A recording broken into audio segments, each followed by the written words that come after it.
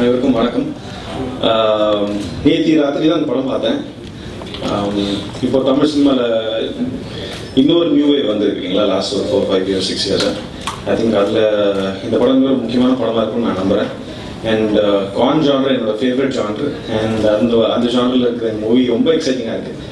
நமக்கு தெரிஞ்சவங்க இல்லை நம்ம கேள்விப்பட்ட யாராவது ஒருத்தருக்கு இதில் இருக்கிற ஏதாவது ஒரு கான் நடந்திருக்கும். சில பேர் டைரெக்டாக அவங்களுக்கே நடந்திருக்கும். அண்ட்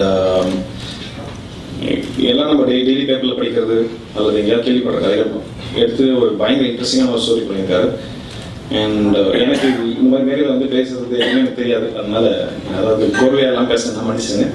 பட் நான் பார்த்துட்டு டைரக்டர்கிட்டே சொல்லிட்டு இருந்தேன், டயலாக்ஸ் ரொம்ப இன்ட்ரெஸ்டிங்காக இருக்குது. ஒரு ஒரு நட்டி எப்பவும் போல் அவர் கேமரா பக்கத்தில் இருந்து அவர் கேமரா கான்ஷியஸாகவே இருக்க மாட்டாருன்னு நினைக்கிறேன். அவர் ரொம்ப ஈஸியாக இருக்காரு. அண்ட் அதே மாதிரி ஒரு பயங்கர இன்ட்ரெஸ்டிங்கான ஒரு வில்லன் கேரக்டர், வாலவன் கேரக்டர் பண்ணியிருந்தாரு. அவருடைய இப்போ கூட வெளியில் பாலாஜி நாங்கள் பேசிட்டு இருக்கோம் அந்த லைன்ஸ் எல்லாம். நேற்று நைட் நான் போகும்போது பைக்கில் போகும்போது சிரிச்சிட்டே போகிறேன் லைன்ஸ்லாம் யோசிச்சு. I think very very interesting character. And அதே மாதிரி இவர் தலைவன் கேரக்டர் ரொம்ப இன்ட்ரெஸ்டிங்கான கேரக்டர். ஸோ